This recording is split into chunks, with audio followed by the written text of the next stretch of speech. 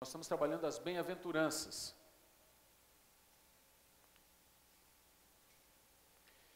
Nós vamos ler hoje o verso de número 8. Bem-aventurados os puros de coração, porque eles... Mateus 5:8. Bem-aventurado os puros de coração, porque eles...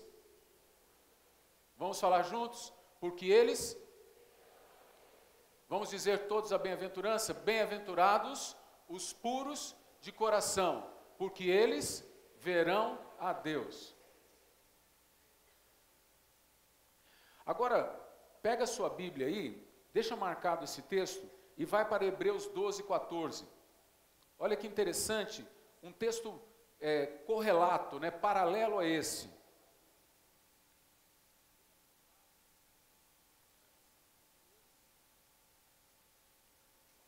Hebreus 12:14.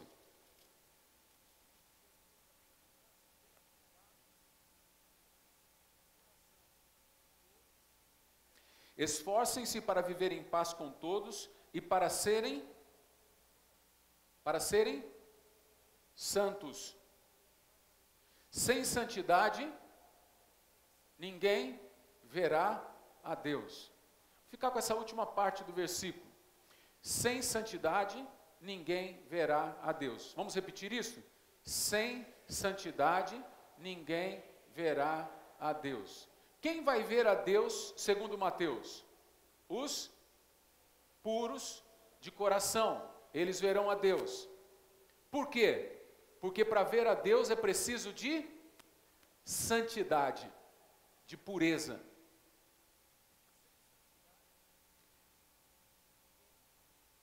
Eu vejo assim, como é maravilhoso e poderoso estas palavras de Jesus que nos parecem tão simples.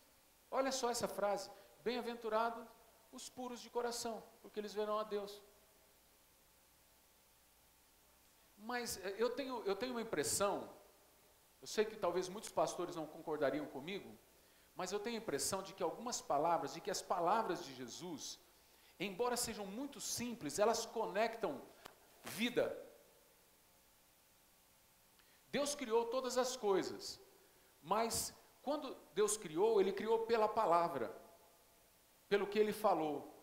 E o que Deus fala está em conexão com toda a criação, e está em conexão com o próprio Criador, porque saiu da boca dele, saiu da mente dele, saiu do coração dele essa palavra.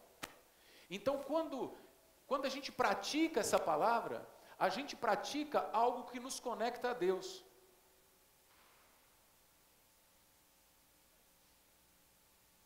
A gente pratica algo que nos leva a ter uma comunhão plena com Deus. Hoje eu estava refletindo sobre um texto que eu já preguei muito. O reino de Deus é poder. É interessante, eu sempre vi um lado desse texto que mostra o poder do reino, o poder que o reino oferece ao povo de Deus. Mas hoje eu estava olhando que o reino é poder. Há poder naquele que está no reino. Aquele que está no reino vai desfrutar do poder do reino. Mas o reino de Deus, ele é o poder de Deus. O reinado de Deus, o governo de Deus, é o poder de Deus para nós. Quando nós deixamos Deus governar, nós deixamos com que o poder de Deus flua por nós. Lembra daquela mulher que vai e toca na orla da veste de Jesus? O que Jesus diz? Alguém me tocou porque de mim... Ela se conectou a Jesus de uma forma que fluiu o poder dele para ela. Olha que coisa tremenda isso, irmãos. Santidade é igual limpeza. Mas santidade também é um atributo divino. Vamos ver isso, amados. Mateus 5:48. Tem algumas traduções diferentes uma da outra. Portanto, sejam santos como vosso Pai Celestial é santo. Outro diz, sejam perfeitos como o Pai de vocês é perfeito. Deus é santo. Santidade conecta-nos a Deus. Quando a gente vive uma vida limpa, quando a gente vive uma vida de santidade, a gente simplesmente enxerga Deus. Essa é a grande sacada. Se você quer enxergar a Deus, você precisa ter o coração limpo. Coração não é um músculo cardíaco, eu estou apontando para cá, mas a gente sabe que coração, na palavra não é isso. Coração é todo o centro das emoções, o centro do nosso raciocínio, o centro do nosso entendimento. Isso tudo envolve a palavra coração. Se tudo isso está voltado para Deus, e nós vivemos os princípios de Deus, se nós procuramos nos limpar dia após dia, a gente entra em conexão com Deus, e portanto a gente entra em conexão com o poder do reino. Tem muita gente que está indo buscar solução, que está indo buscar bênção, que está indo buscar um novo momento, uma libertação. Estão indo a alguém, a algum lugar, mas na verdade, tudo isso flui para nós a partir do momento que o nosso coração está limpo. Porque aí a gente tem desvendado diante de nós a pessoa de Deus. E se eu vejo Deus, eu sei para onde ir. Para onde que eu vou? Para Deus. E quando Deus fala, o que isso é para mim? Isso é para mim a minha luz.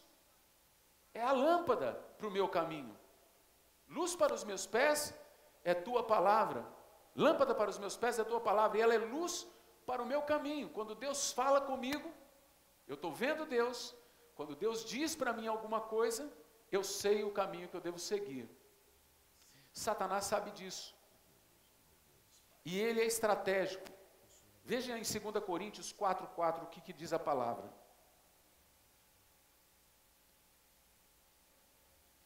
2 Coríntios 4:4.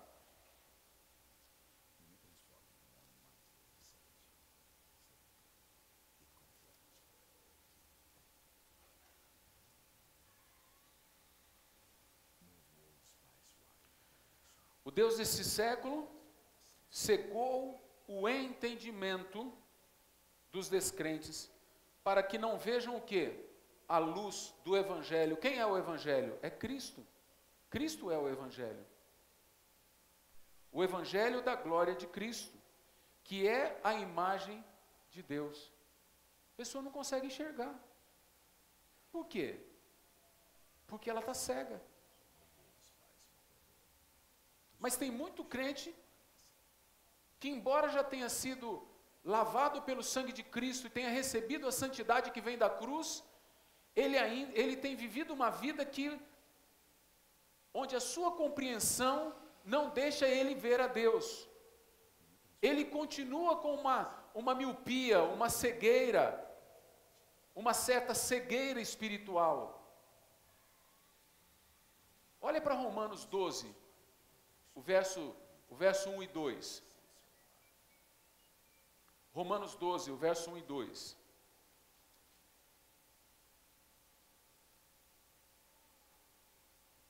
Portanto, irmãos, rogo-vos pelas misericórdias de Deus que se ofereçam em sacrifício vivo, santo e agradável a Deus, que é o culto racional de vocês. Não se amoldem ao padrão deste mundo, mas transformem-se pela renovação da mente. O que Satanás tinha cegado? A mente. Então, renovem-se. Tem uma mente nova aí, porque a mente velha não enxerga Deus, não enxerga a luz de Cristo. Então, renovem-se, para que vocês sejam capazes de experimentar a boa, perfeita e agradável vontade de Deus. O grande problema, amados, é que Satanás, ele sabe como funciona, e às vezes nós não nos damos conta. E aí, o que acontece? Ele arma os esquemas dele, e a gente morde a isca, e a gente começa a viver de uma maneira que desagrada a Deus, a gente começa a viver o pecado, embora crentes, a gente começa a aceitar o pecado. Deixa eu colocar uma coisa sobre o pecado. Quando a gente fala em pecado no meio evangélico, isso soa como adultério,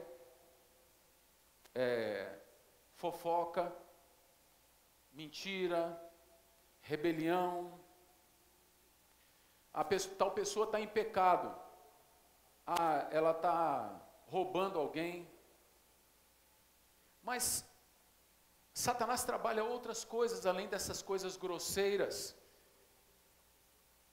que vão entrando na nossa vida e vão minando a nossa comunhão com Deus. Coisas que às vezes a gente não se apercebe delas. E às vezes elas estão dentro da casa de Deus.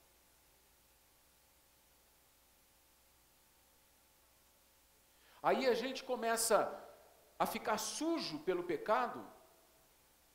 Satanás, ele tem isso para nós, né? No curso do mundo, o pecado. E o pecado faz o que entre nós e Deus? Separação. Isaías diz isso. O que nos separa de Deus é o pecado e faz com que Deus encubra o rosto para nós e não nos escute mais. Aí a gente ora: Deus, por que eu te busco? Por que eu estou na tua presença? Por que eu tenho orado? Deus, por que eu tenho te buscado? Eu vou à igreja. Deus, eu dou meu dízimo. Deus, eu sou fiel.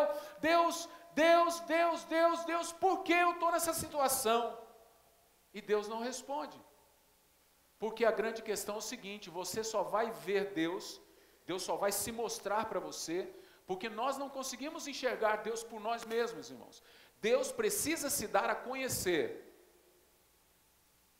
Preste atenção nisso. Por mais esforço, mais espiritual que você seja, por mais sei lá o que você seja, no ser humano não há capacidade para enxergarmos Deus. Quando Deus encobre o rosto, isso é uma figura de linguagem. Quando Deus não se mostra para nós, simplesmente a gente não o enxerga. Quando Deus se dá a conhecer, eu não preciso fazer nada para enxergá-lo, Ele simplesmente está na minha frente. Eu consigo perceber tudo. E onde que está a conexão disso? Como é que eu faço?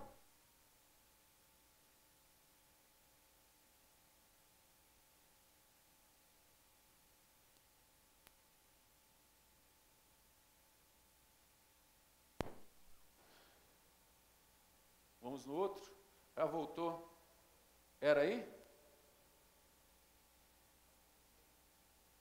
Algum fiozinho que eles chutaram lá e a gente toca neles, eles já...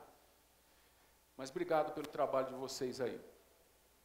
Então, amados, essa sujeira vai entrando e a gente não consegue ver Deus. A grande sacada disso é a santificação, é a limpeza do coração. Porque se o pecado nos leva para longe de Deus, nos separa de Deus, o rosto de Deus fica encoberto para nós, as nossas orações não têm resposta, o que a gente tem que observar? A pureza do nosso coração.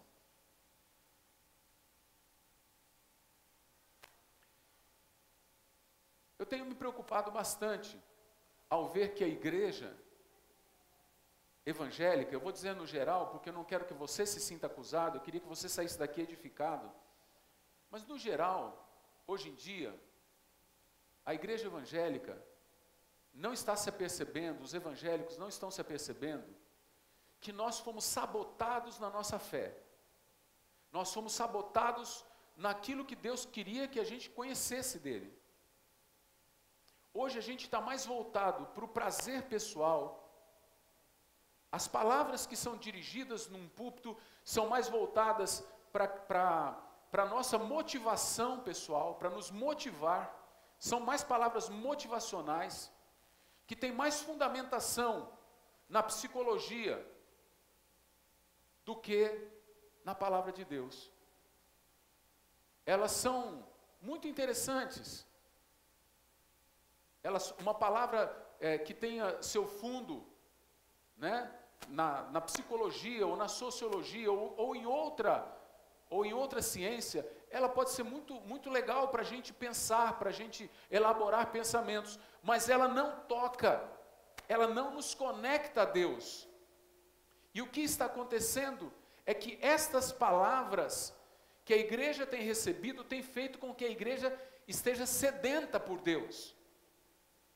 Porque a igreja não tem bebido da fonte das águas vivas. Um dia o Senhor disse para Israel: tenho uma coisa contra ti, você deixou o manancial das águas vivas e cavou cisternas rotas que não podem reter a água. E o que faz isso, irmãos? É a cegueira, eu não sei para onde ir. Um povo que não tem visão se corrompe, diz Oséias. O povo que não tem visão vai se corromper. Nós precisamos voltar para a palavra. E a palavra, o evangelho é simples. Cristo é simples. Limpe o teu coração e você vai me enxergar.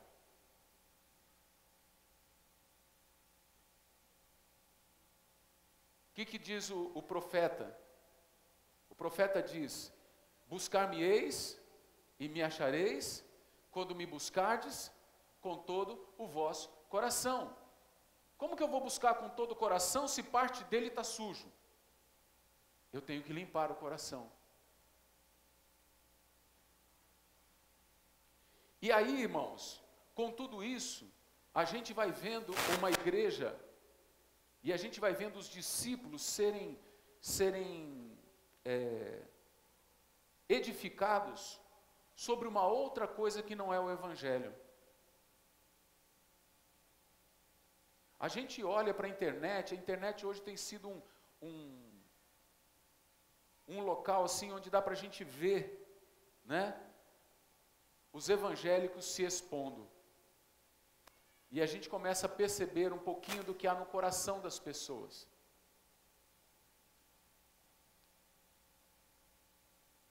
E é muito preocupante. Há pequenas coisas, amados, que nós precisamos tomar cuidado. Tem gente vendo pornografia na internet. Os nossos filhos estão vendo pornografia na internet. As nossas filhinhas estão vendo pornografia na internet. O nosso governo não ajuda com suas leis. Até fazem leis que priorizam o pecado. E nós entramos em todo esse arcabouço de coisas ruins e entendemos que isso é normal. Isso todo mundo faz, isso é normal. Não é normal não, irmão. O mundo faz, mas nós não somos mundo. Nós não somos da estrutura pecaminosa. Nós não somos do império das trevas, nós somos do reino da luz. Então nós precisamos mudar de atitude, porque senão o pecado vai nos cegar. Estas coisas aos poucos vão sujando. Você já viu o corredor de Fórmula 1? Não sei se você já reparou, corredor de Fórmula 1, corredor de Fórmula Indy, quando você assiste, de vez em quando você vê que ele passa a mão aqui na viseira e arranca a viseira. Por quê? Porque ela está suja. Ele não está enxergando mais. Aí embaixo daquela viseira, eu acho que é a pilha disso aqui, viu? Quando começa isso aqui, provavelmente a bateria. Vamos ver no outro aqui?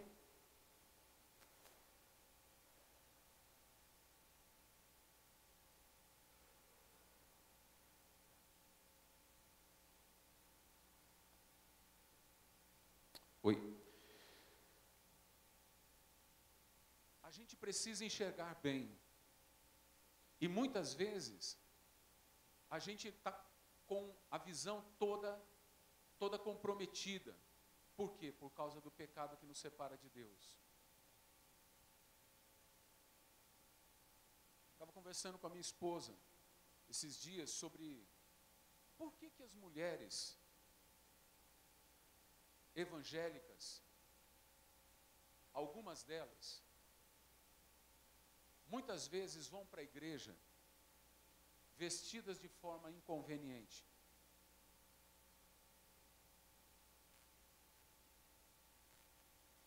Porque elas pensam assim, então a dica que ela me deu, né? A mulher, quando está se sentindo bem com o seu corpo, ela começa a usar coisas que valorizem o corpo. Só que quando ela faz isso, ela leva o irmão, que não é o marido dela, a olhar para ela. E aí o cara não aguenta, irmã. Esses dias atrás estava lá uma conversa de algumas irmãs aqui da igreja, na internet, e eu comecei a ver aquilo e eu resolvi participar da brincadeira. Eu acho que elas estavam brincando, eu resolvi brincar também. Tinha um vestido, todo rendado, para casamento. Irmãs, aquilo não é vestido para casamento. Aquilo é vestido para outra coisa. E aí elas estavam escolhendo a cor que elas iam no casamento com aquele vestido. Aí eu postei lá, falei, ai, vocês querem derrubar os irmãos mesmo, né? Vocês querem derrubar os irmãos. Mas elas continuaram com a brincadeira. E eu fiquei observando. Aí alguém escreveu lá, não tem problema nenhum. Qual é o problema? O problema está em quem vê, né? Aí eu escrevi assim, e a carabina de matar crente que vai dentro do vestido? Vocês sabem que tem espingarda de matar crente, né? São aquelas irmãs que estão em forma e põem aquela roupinha. Sabe aquela leg que enfia assim no vale da sombra da morte? Irmão, só estamos vendo o corpo da mulher com outra cor. Ela podia vir pelada para o culto. Quer dizer, não podia vir pelada para o culto. E o maridão está vendo, não faz nada. Marido, quer falar com você. O maridão está vendo, não faz nada. A minha mulher, esses dias atrás, ela ganhou uma calça, esse tempo atrás aí. Ela ganhou uma calça da minha filha. Como a igreja é minha melhor amiga, eu conto tudo para a igreja. Ela ganhou uma calça da minha filha. Sabe aquela calça de tigresa? Ai, Jesus. Eu comecei a olhar aquilo, eu falei, isso não vai dar certo. Então, um determinado domingo, pronto para ir para o culto, quem eu vejo saindo lá de dentro do quarto? A minha esposa vestida de tigresa. E ela passou por mim. Ela passou por mim, quase que eu falei para ela, não vou mais para a igreja. Vamos para o quarto, vamos voltar para lá. Fiquei animado com o negócio. Né? Fiquei animado com o negócio. Porque, amados, essas coisas assim, é legal para ter em casa. Né? É bacana. Aí lá no quarto você pega para o seu marido. Tcharam, tcharam, tcharam, tcharam, tcharam, tcharam, tcharam, tcharam. Deixa o camarada louco. Vai ser bom para vocês, para o casamento de vocês. Mas se você vier com aquilo para a igreja, você mata os irmãos. Aí eu falei para ela, não, minha querida, esse material todo é só meu. Mas o que eu vou fazer com essa calça, bem? Eu falei, sei lá, queima. Ou usa ela para mim, né? Usa ela para mim, lá no... Botamos a musiquinha da Pantera Cor-de-Rosa e você faz aquele desfile legal. É ou não é, amados? Pastor, o senhor falando essas coisas, irmãos, eu gosto de mulher, por isso que eu casei com uma mulher. Eu gosto de mulher. Se eu quisesse ficar sozinho, eu seria padre. Eu não sou padre, eu sou pastor. Mas minha mulher é minha. Maridão, tua mulher é tua, velho. Tua mulher é tua, não tem que estar mostrando o corpo para ninguém. Essas coisas vão sujando o nosso coração. E a gente acaba ajudando um ao outro a sujar o coração. Quero dar uma palavra para as mulheres. Porque o homem é tocado pelo que vê, mas mulher é tocada pelo que escuta. Então, irmã, às vezes você está lá no trabalho, está lá no seu local de trabalho, e de repente, alguém põe a mão de forma macia, né? Porque o lobo, antes de morder, ele ajeita a coisa, sabe? Põe a mão no seu ombro e fala assim, bom dia, como você está linda hoje. Ela sente um calor por dentro. Você devia virar um tapa na cara dele, porque ele não está achando ser linda, ele está pensando naquilo. Mas aí você deixa essa conversa uma vez. Aí depois ele percebe que você está mostrando demais. Sabe o que significa quando uma mulher está mostrando demais? Irmã, significa que você está carente. Quando mulher quer mostrar demais, é porque ela está se vendo de menos. E então ele vai chegar em você e vai falar, seu marido deixa você sair assim? E você então cai na besteira de falar, ele nem viu. Ah, não acredito. Não acredito que seu marido não olhou para você. Qualquer homem olharia para você. Olha como você está. Uau! Ah, se eu te pego. Ah, se eu te pego. Tá fora, mano. Fecha bem fechadinha a mão. E fala para ele assim, ai, se eu te pego. Irmã, se você ficar dando ouvidos para outras vozes, você vai sujar o seu coração. Sabe o que acontece se você sujar o seu coração? Você não vê Deus. Aí dentro da sua casa as coisas começam a ir mal. Dentro da sua família as coisas estão mal. É a mesma coisa o filho, os pais estão lutando e o filho está fazendo as coisas erradas. Dentro da casa dele as coisas vão mal. E ele se pergunta por que está mal. Olha para a sua vida. O que tem na sua vida que te leva a ver Jesus? Ou o teu coração está sujo? Tem muitas pessoas exigindo coisas de Deus, quando na verdade elas não querem nada com Deus. Deus está dizendo para você essa noite, limpa o teu coração e você vai me ver. Limpa o teu coração e a tua estrada vai ficar iluminada. Limpa o teu coração, seja limpo. Você vai me ver não só aqui, mas na vida eterna. Amados, isso é maravilhoso e poderoso, quando a gente enxerga essas coisas. Quando a gente começa a tirar do coração toda a sujeira, da mágoa, do rancor, da amargura, das acusações, da manipulação do outro. Quando a gente começa a remover, tem muita coisa, amados, muita coisa, que vai entrando de forma subliminar, de forma sutil na nossa mente. Eu tomei algumas posturas, eu tenho até que voltar a exercitar isso, porque algumas coisas visitam o nosso coração e sujam o nosso coração. Eu muitas vezes me lembro de uma música, só que quando eu começo a cantar a música, eu começo a perceber que aquela música, ela deve ter sido feita ou num terreiro de umbanda, ou com o cara possesso de demônio, ou com o cara depois de um quarto numa orgia, ou depois de um bacanal. Tem alguma coisa errada naquela letra. Só que a minha mente sabe ela inteira.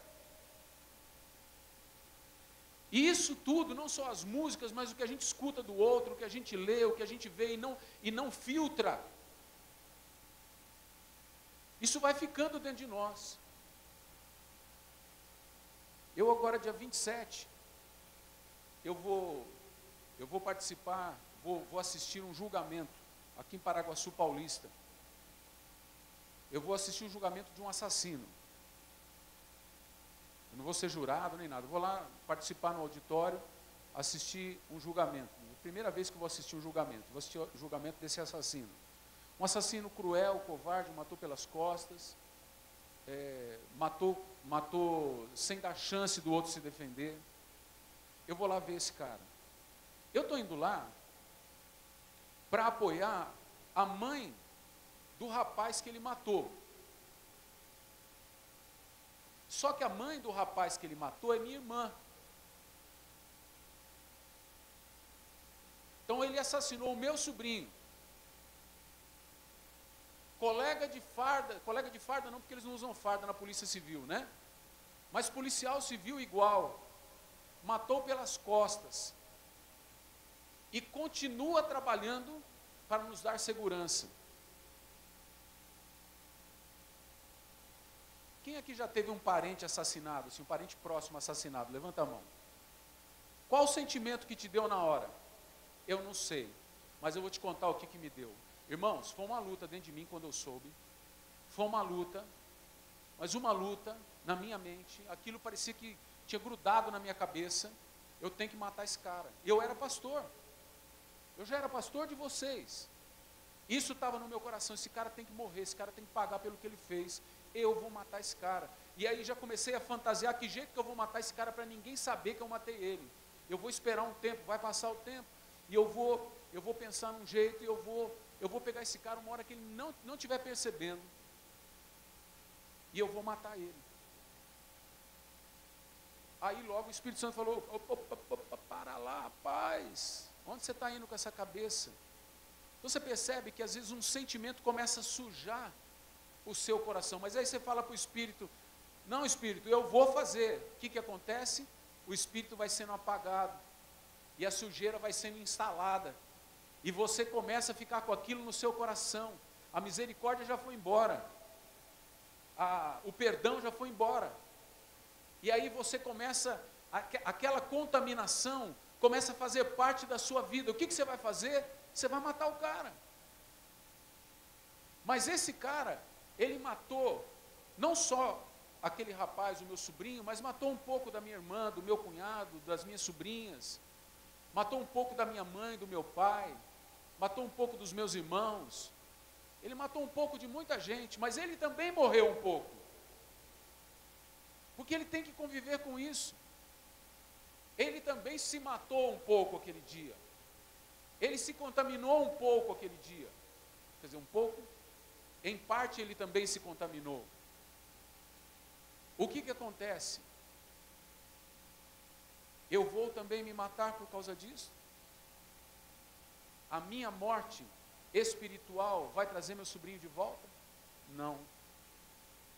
A minha vingança vai trazer de volta? Não, mas isso vai contaminando o coração.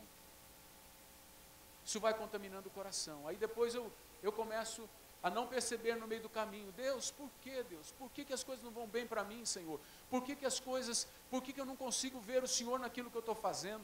Deus, por que meu caminho não prospera, como diz lá o Salmo 1, tudo que fizer prosperará. Por que o meu caminho não prospera, Deus? E aí então eu vou ver que o meu coração está cheio de lixo.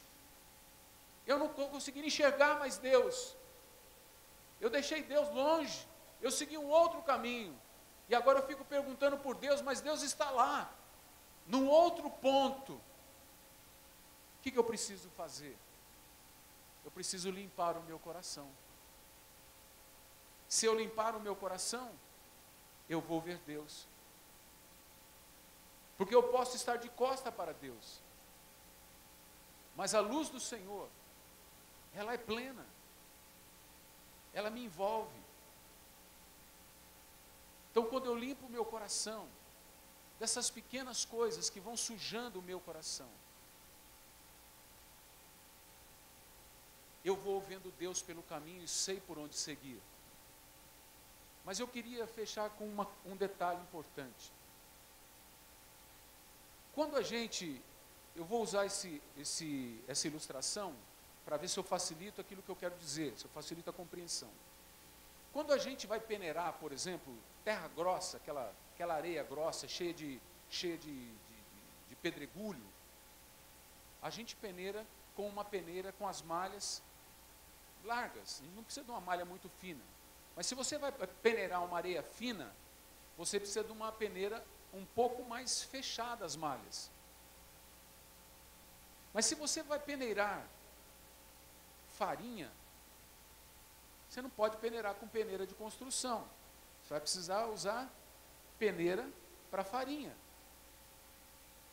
Mas aí você não quer peneirar farinha. Você quer peneirar algo um pouco mais fino do que isso. Você quer peneirar o café. Você precisa de um coador, onde o pano, ou onde o coador de papel, tem a malha bem mais fina. Mas se você quer filtrar o ar, você vai precisar de um filtro bem mais fino do que aquele, com as malhas bem mais finas. E eu percebo na minha vida, irmãos, então, não sei como você percebe na sua, que durante um tempo eu peneirei areia grossa. Os pecados eram grosseiros. Era fácil de ver. Depois eu comecei a usar peneiras com um pouco mais, com um filtro um pouco mais fechado na sua malha. E comecei a tirar mais coisas. Mas chegou um tempo que eu tenho dificuldade para ver o meu pecado, não porque eu estou cheio de pecado, é porque às vezes Satanás é tão sutil contra mim, ele é tão ardiloso contra mim, ele já não vem mais com aquelas tentações que eu me assusto com elas, ele vem com tentações requintadas, tentações dissimuladas, e eu tenho dificuldade para percebê-las. Eu preciso de um filtro melhor, para não deixar o meu coração ficar sujo. Que filtro você tem usado na sua vida? Você tem coado só aquelas pedras grandes? Ou você tem usado um filtro para filtrar o ar a tal ponto que uma bomba química, uma bomba de gás não vai fazer efeito sobre o seu corpo, porque você vai ter o ar entrando de forma limpa nos teus pulmões? Vamos pegar essa figura de linguagem do filtro, vamos aplicar na nossa vida espiritual. A nossa vida está sufocada, nossa vida espiritual está sufocada com tanta sujeira, pecado, que a gente não está conseguindo enxergar a Deus, ou nós temos colocado filtros, nós temos mantido a guarda alta. Acho que foi a Gisele que usou essa palavra, né? A gente vai abaixando a guarda, né? Temos que manter a guarda alta, quer dizer, temos que manter os filtros diante de nós, para que o pecado não entre na nossa vida, não entre na nossa casa, não entre na nossa família. Nós temos que ajudar um ao outro nessa filtragem, porque nós queremos um coração limpo, porque nós queremos ver a Deus. A gente canta com as crianças uma música que diz assim, eu não sei por onde começa, mas ela diz assim: cuidado, mãozinha, cuidado, olhinho que vê, cuidado, olhinho que vê, porque o papai do céu está olhando para você, cuidado, olhinho que vê. Acho que a gente tinha que mudar um pouquinho essa letra, né? Cuidado, olhinho que vê, cuidado, olhinho que vê, porque papai do céu só pode ser visto por você, cuidado, olhinho que vê. Não deu certo. Aí depois fala, cuidado, orelhinho que escuta, cuidado, mãozinha onde toca. Quer dizer, está ensinando a criança a colocar filtros. Cuidado, preste atenção, filtre a mensagem, filtre a ideia, filtre os pensamentos, filtre as palavras, filtre as imagens que você está olhando. Você tem repulsa pelo pecado, ou você está se deixando atrair pelo pecado? Então você não vai ver Deus se você se deixar atrair. Mas se você limpar o teu coração, você vai ver Deus com clareza. E então, tudo vai fazer sentido para você. Lembra de Jó? Lembra de Jó?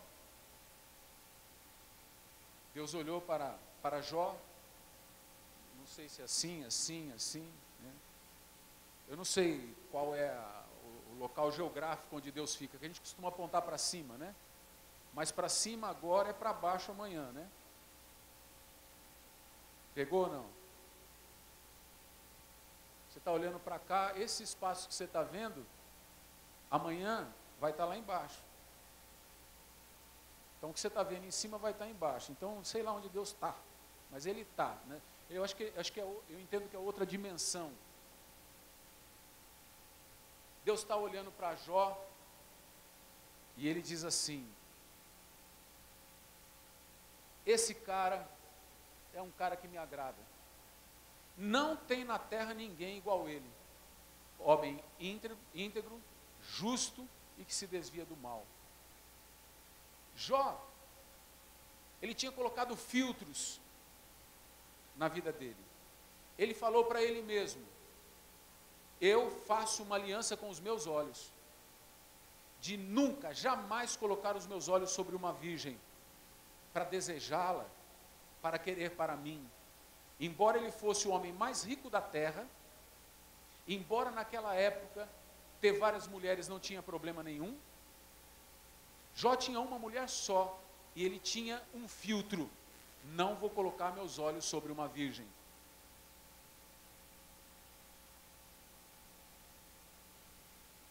Às vezes fica difícil não colocar os olhos sobre uma mulher, mas não precisa colocar os olhos, aí atrás dela, né? Depois da primeira olhada, irmão, a primeira é inevitável, você viu. Depois, você já pode estar entrando em pecado. É a segunda olhada que é o problema, né? Ele falou: eu faço uma aliança com os meus olhos. Satanás viu aquilo e falou assim: ele é assim, íntegro, justo, ele se desvia do mal, porque você dá tudo para ele. Olha lá, ó. Jó tinha os olhos limpos, ele via Deus e ele prosperava em tudo que ele fazia. Satanás falou: a prosperidade dele é por tua causa, o Senhor protege demais esse camarada. Faz o seguinte, deixa eu tocar no dinheiro dele. Ah, o dinheiro. A gente vai bem como crente até tocar no dinheiro da gente, né?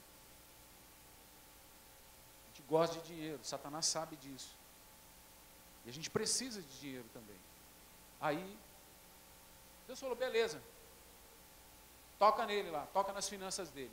Satanás foi lá e acabou com a conta bancária de Jó. Jó ficou no vermelho, Jó ficou devendo, tinha credor na porta, acabou com Jó. Jó estava na pior, mas Jó continuava enxergando Deus. Aí Satanás falou: ainda o cara lá está muito favorecido, então faz o seguinte, deixa eu tocar na família dele. Toca na família dele, pode tocar. Aí Satanás foi lá e tocou na família. Os filhos morreram. Primeiro tinha morrido gado, morreu tudo. Agora matou os filhos dele. A mulher de Jó ficou tão desesperada que ela falou: Jó, acaba com esse negócio. Jó, para de seguir esse Deus. Jó, chega disso. Blasfema na cara desse Deus e morre. Eu não aguento mais esse negócio. Ela estava com o coração sujo. Ela se deixou sujar. Jó falou: não, se Deus me deu o que é bom, por que eu não aceitaria dele o que é mal? E Deus não estava dando nada de mal para ele, mas até isso ele formulou no coração dele. Aí Satanás voltou e falou: ó, não funcionou pelo seguinte, o cara ainda tem saúde, e deixa eu mexer na saúde dele, pele por pele, e ele blasfema na tua cara. Deus falou: então você mexe na saúde dele, mas não mata ele. Matar ele você não vai. Pode adoecê-lo. E Jó passou a ter um problema de pele.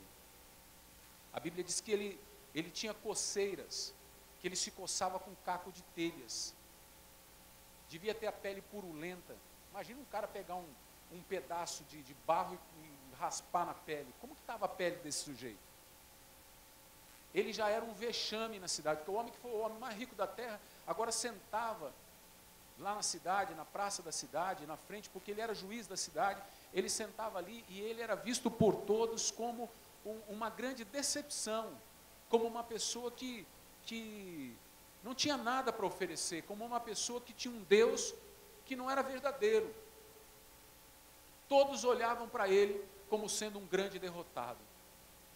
Mas Jó estava tendo as maiores vitórias da sua vida e nem ele mesmo sabia.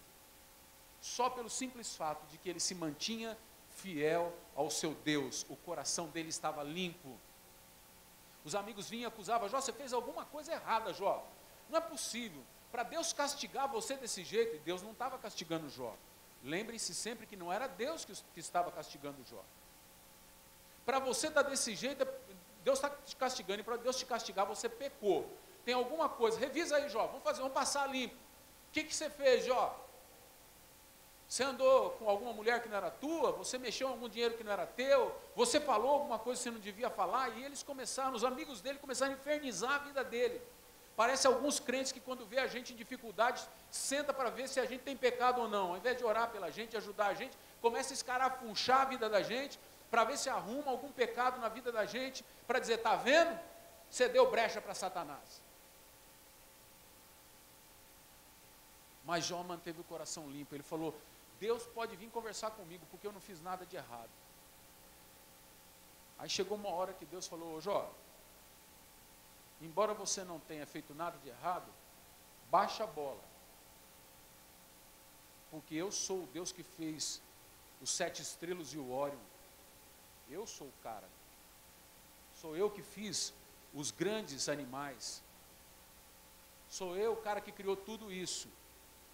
Chega perto de mim. Vem conversar comigo. Vem me questionar, Jó. Fala comigo. Eu aceito a discussão. Conversa comigo. E por fim Jó foi abençoado, curado, liberto.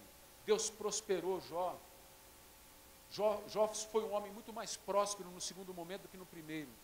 E ele então descobriu que tudo aquilo não passava de uma ação de Satanás na vida dele, para tentar tirá-lo de ser aquele homem que ele era, um homem limpo de coração. Satanás quer que você fique com o coração sujo. E talvez vocês que estão passando as maiores lutas aqui dentro sejam os mais privilegiados por Deus. Os mais privilegiados não são aqueles que estão com os bolsos cheios. Os mais privilegiados não são aqueles que não têm problema de saúde nenhuma, nunca tiveram. Os mais privilegiados são aqueles que passam por tribulações, aqueles que passam por provações, aqueles que Deus permite serem provados, porque depois de provados são aprovados e colocados em lugares especiais por Deus, colocados em novos níveis de fé. Por isso você precisa limpar o seu coração, porque Deus não está na dimensão que estamos. Deus não olha as coisas de forma materialista, de forma existencialista. Deus tem algo melhor, algo maior, algo sublime, algo mais profundo do que a nossa mente pode imaginar, do que a vã filosofia pode conceber. O que Deus tem para nós é maior, irmãos. Por isso nós precisamos crer nessas palavras de vida. Quando eu falo isso, eu me lembro de hinos antigos, né? Belas palavras de vida. Me dá consolo e paz, belas palavras de vida. As palavras de vida, palavra da vida, elas nos conectam com Deus. E embora em determinados momentos estejamos como a Alessandra, sem saúde, estejamos como alguns de vocês com problemas financeiros, estejamos pensando que já desesperamos da vida, Deus continua soberano e no controle de todas as coisas. Amém? E nem se for para nós partirmos para a glória, Deus continua no controle de todas as coisas. Quando um crente parte, saibam de uma coisa, irmãos, Deus tem prazer em nos levar embora. Você sabia disso?